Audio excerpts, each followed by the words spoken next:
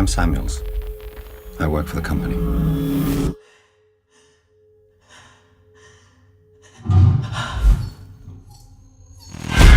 Hi guys, Lionheart here again, and we're with Gary, the lead designer for Alien Isolation.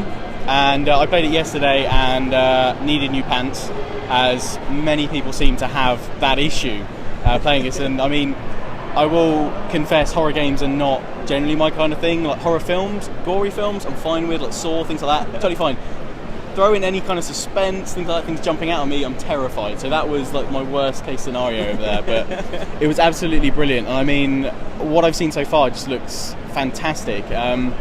So what are kind of like your favourite things that you've kind of brought into Alien Isolation? I mean, not just kind of for the horror genre, but you know, for the Alien like franchise and games. Well, the thing we always wanted to do was create the feeling of the first film, where you know you're underpowered, you're in a situation that's horrible, you can't get away from it, and just one creature, one alien on its own is the big terrifying thing.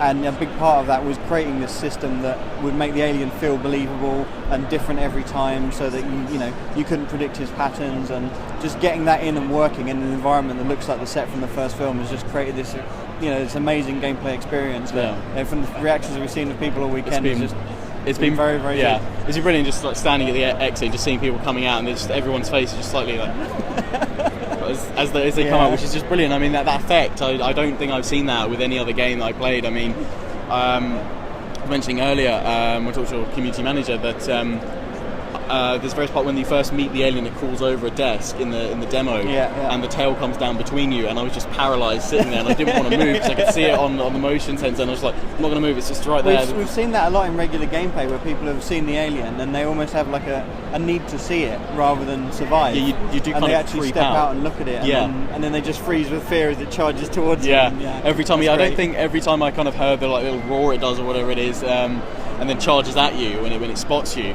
I don't think I ever tried running. I was just kind of paralysed in that moment, just seeing it coming at me. And I mean, even like hiding in the dark corners, that seems to be the safer bet. I mean, I jumped in one of the like kind of the cabinets. And, lockers, the lockers, and obviously had to there's the trigger to hold your breath as it comes past, and I let go too soon, and it just turned and looked at me, and I was like, just absolutely terrifying. It's just so kind of simple, in the combination of like the audio and the graphics and kind of little things that just add up to this big experience that I just haven't seen before. I mean, and the fact that as far as I know, it's the one alien that's kind of hunting you. I mean, that was the experience we wanted to create, right? Because once you start gunning down multiple aliens, you lose something. You feel like you've got power over them, and that's very natural for video games when you're the protagonist and you're the hero, and you're carrying smart guns and stuff. That's fine, and those games are really good fun.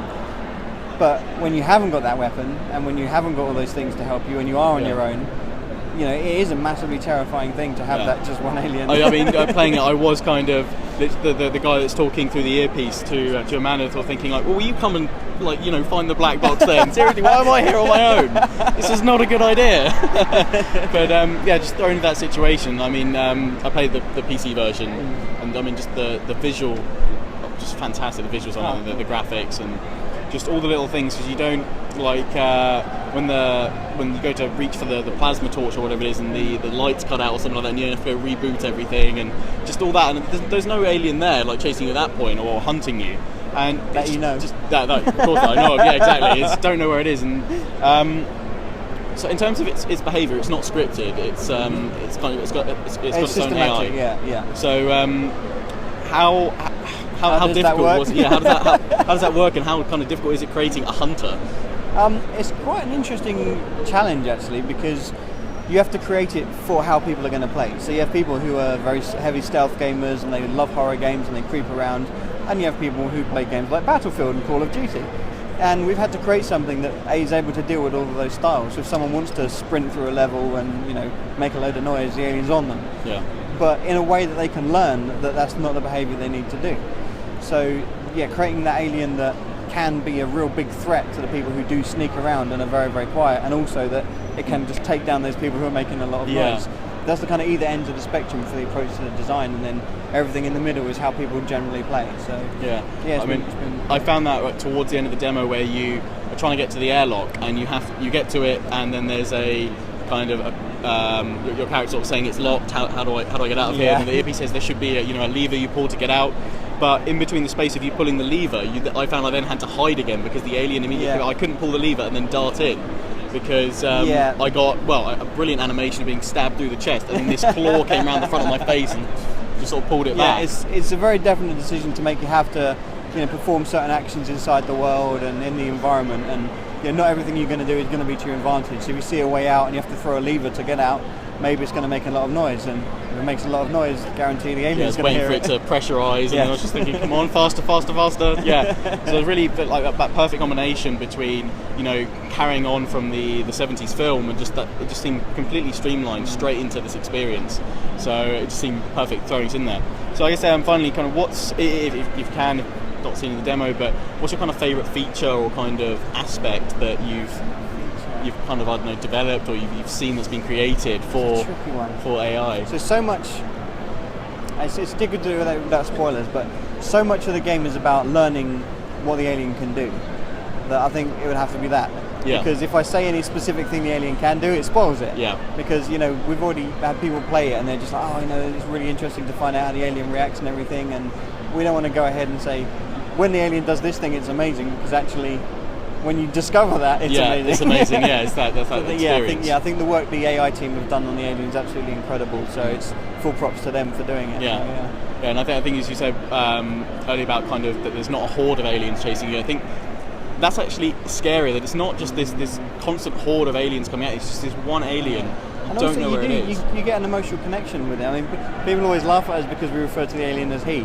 And it's like, well, actually, we've spent so long working with him and how he behaves that we do have that kind of relationship. But when you play it as a player, you've died to him a couple of times, and then he might back off. When you see him again, you're like, that's him, there he is, and you've got that almost that emotional connection of here he is again. That's absolutely fantastic. So, Alien Isolation's out 7th of October. Yes. On PC, Xbox 360, Xbox One, PlayStation 3, and PlayStation 4. I got them all. Obviously, I'll be playing it on PC on my channel with a face cam, possibly needing a pants cam as well. Just don't wear any. Just don't wear any pants. There we go. Let's play it in the bathroom. Great. Cheers again for the interview. That's fantastic. Thank you.